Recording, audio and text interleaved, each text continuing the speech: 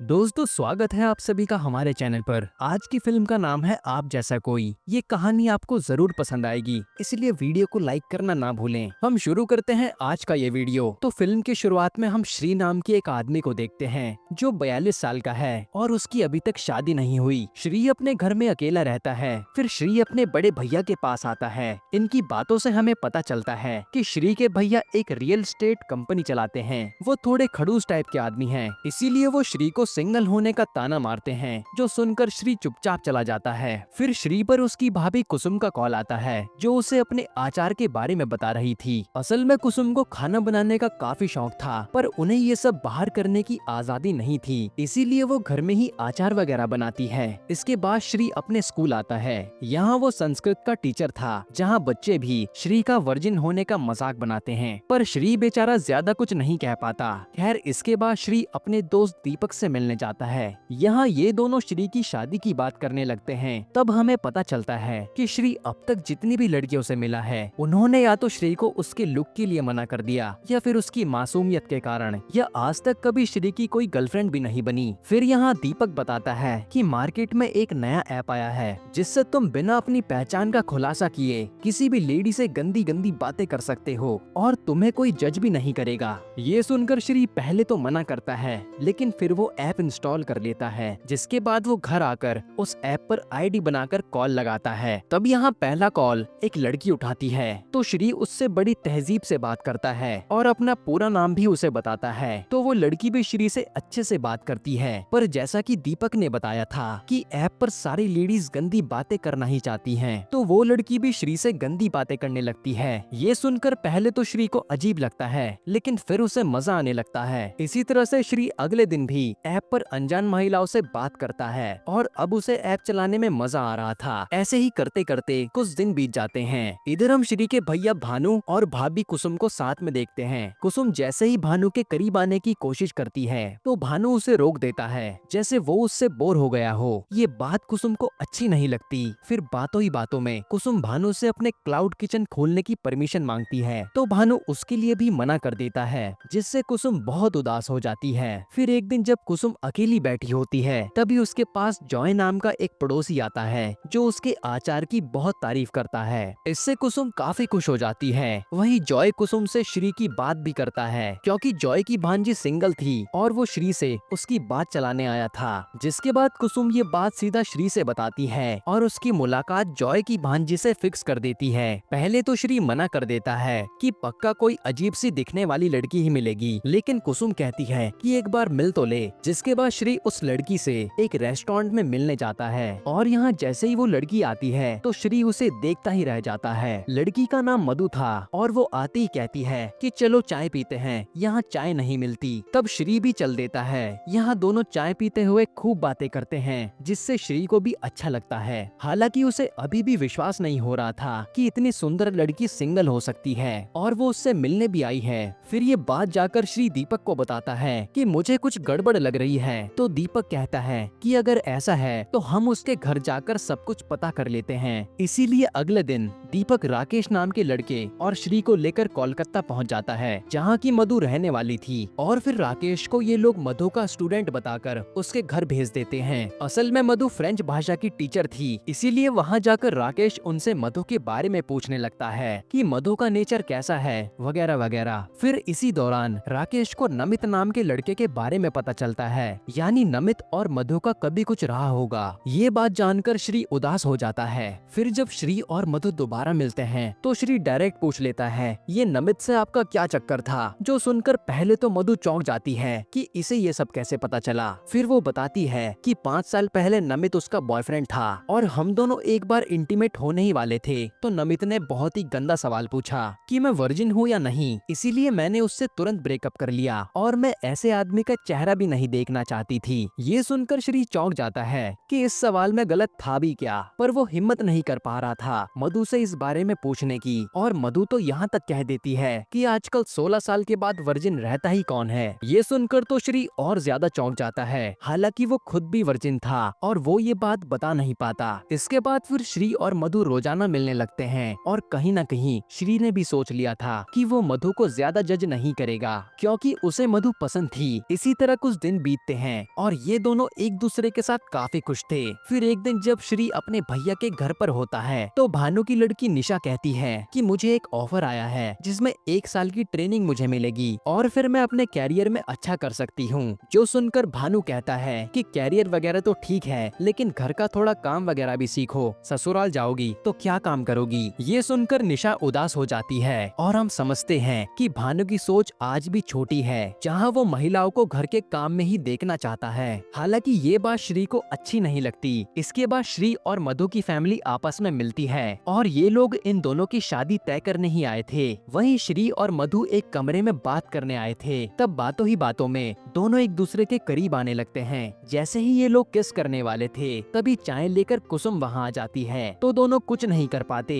इसके बाद दोनों की शादी तय हो जाती है और दोनों के परिवार काफी खुश थे। फिर इनकी सगाई का दिन आता है और ये लोग काफी एंजॉय करते हैं। फिर अकेले में मधु श्री के पास अजीब सी आवाजें निकालने लगती है। ये सुनकर श्री को एकदम से याद आता है कि इसी तरह ऐप पर लड़की पहली बार मेरा नाम ले रही थी जिसे मैंने अपना नाम बताया था, यानी वो मधु ही थी जो ऐप पर बात कर रही थी। फिर जब श्री घर आता है तो उसका यही सोचकर दिमाग खराब हो रहा था कि मधु उस ऐप पर क्या कर रही थी। ना जाने उसने कितने आदमियों से गंदी बातें की होंगी। यहाँ तक कि वो मधु के कैरेक्टर के बारे में भी सोचता है कि मैंने गलत लड़की को तो हाँ नहीं कह दिया। फिर ये बात वो जाकर दीपक को भी बताता है तो दीपक भी टेंशन में आ जाता है। यही सब सोचकर श्री का दिमाग खराब हो जाता है और वो मधु का कॉल भी नहीं उठा रहा था। फिर मधु श्री का पता करके उससे मिलने के लिए पहुँच जाती है जो दूसरे शहर जा रहा था और फिर वो आकर पूछती है कि बताओ तुमने मेरा फोन क्यों नहीं उठाया। तब श्री गुस्से में कहता है कि तुम उस ऐप पर क्या कर रही थी।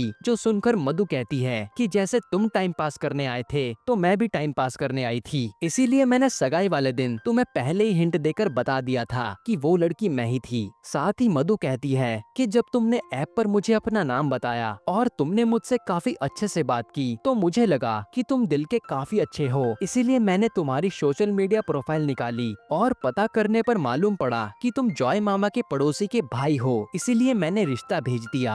ये सुनकर श्री थोड़ा इमोशनल होता है, लेकिन उसके दिमाग में अभी भी वही सब चल रहा था कि मधु के ना जाने कितने चक्कर रहे होंगे। इसीलिए वो कहता है कि मैं तुम्हारे साथ जिंदगी नहीं बिता सकता। इसीलिए वो मधु से अपनी सगाई तोड़कर चला जाता है। मधु भी ये देखती रह जाती है। फिर जब श्री घर आता है तो यहाँ पर शादी की तैयारी चल रही होती है तो वो सबको मधु का सच बता देता है कि वो एक गंदे ऐप पर बात करती थी। ये सुनकर भानु भी कहता है कि तूने सही करा शादी तोड़कर, और वो गुस्से में मधु के परिवार से बात करने के लिए जाने लगता है। यहाँ तक कि रास्ते में भानु मधु के परिवार की बुराई भी करता है कि वहाँ औरत के सामने आदमी तो झुक के रहते हैं तो वो लड़की कैसी होगी। ये बात कुसुम को अच्छी नहीं लगती। वहीं मधु ने भी अपने परिवार को सच बता दिया था, लेकिन मधु की फैमिली इतना ज्यादा ओवर रिएक्ट नहीं करती। उसका कहना था कि इंसान अपनी मर्जी से जो चाहे वो कर सकता है। अब इसके बाद जैसे ही दोनों परिवार आमने सामने आते हैं तो यहाँ पर भानु उन पर भड़कने लगता है। तब मधु का परिवार भी जवाब देता है और एक तरह से ये रिश्ता पूरी तरह से खत्म हो गया था। जिसके बाद श्री को मधु की याद आ रही थी। वहीं मधु भी श्री को याद करके काफी उदास थी क्योंकि दोनों एक दूसरे को चाहने लगे थे।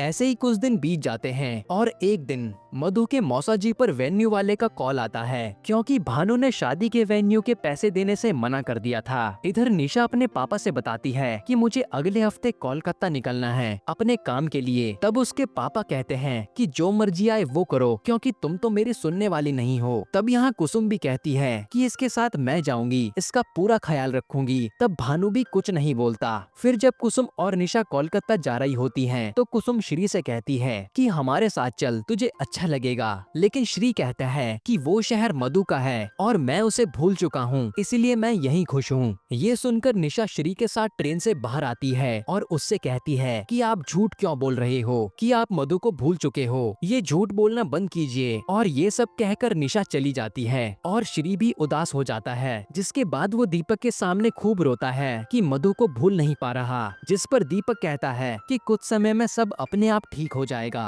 अब अगले ही पल श्री मधु से मिलने के लिए उसके स्कूल पहुंच जाता है, जहां वो देखता है कि मधु अकेली है और जैसे जैसे ही वो उससे अपने दिल की बात बताने जा रहा था तो उसी समय वहाँ पर नमित आ जाता है, वही मधु का एक्स। वो यहाँ आकर मधु से अपने किए की माफी मांगता है और फिर दोनों बाहर रेस्टोरेंट में बात करने के लिए आते हैं। तब पीछे पीछे श्री भी आता है। फिर जब उससे बर्दाश्त नहीं होता तो वो सीधा मधु के सामने आ जाता है और उससे बात करने लगता है। वो नमित को वहाँ से हटाकर खुद मधु से कहता है कि देखो, तुमसे जो गलती हुई है मैं उसे माफ कर दूंगा, लेकिन उम्र से पहले मेरे हिसाब से ही तुम्हें चलना होगा।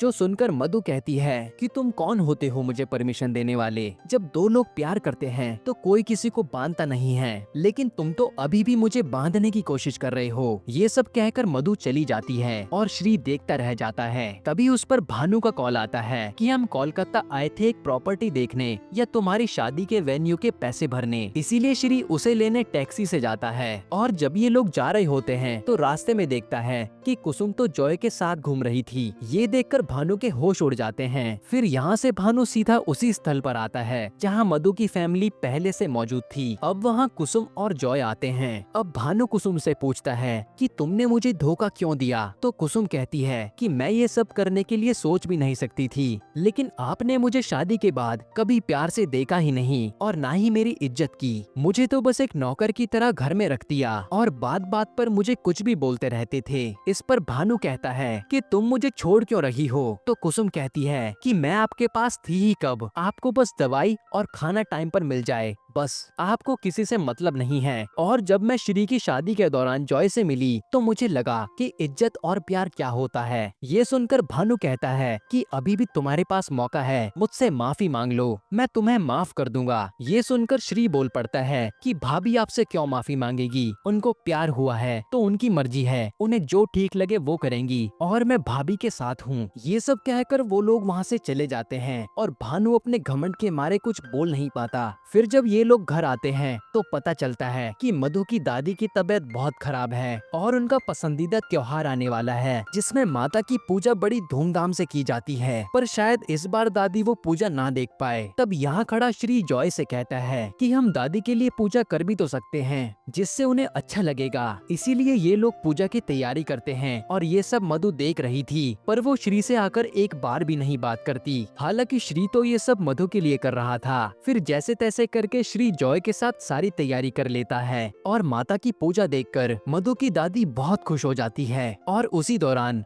नमित भी मधु की फैमिली से आकर मिलता है और श्री को लगता है कि शायद मधु नमित की हो जाएगी, इसीलिए वो उदास हो जाता है। खैर, अब ये लोग माता की पूजा करने के बाद उन्हें विसर्जित करने जाते हैं। तभी वहाँ बारिश शुरू हो जाती है। उसी समय श्री मधु से कहता है कि आज मैं अपनी गलती मानता हूँ। मुझे लगता है कि मैं अपने भानु भैया जैसा नहीं हूँ, लेकिन कहीं न कहीं मेरी सोच भी वैसी ही थी। मैं तुम्हें जज कर रहा था और मैं सोचता था कि तुम मेरी परमिशन से चलोगी, लेकिन ऐसा नहीं है। और मैं एक बात बता दूं कि मैं अभी भी वर्जिन हूँ, इसीलिए मैंने तुम्हें जज कर लिया था, पर मैं वादा करता हूँ कि मैं खुद को बदलूंगा। जिस पर मधु मान जाती है और ये दोनों एक बार फिर से साथ हो जाते हैं। ये देखकर पूरी फैमिली खुश होती है। वहीं कुसुम भी अब जॉय के साथ थी। यहीं पर ये फिल्म खत्म हो जाती है। दोस्तों, आपको ये कहानी कैसी लगी मुझे कमेंट में जरूर बताइए और ऐसे ही वीडियोस के लिए इस चैनल को सब्सक्राइब कर लीजिए। धन्यवाद।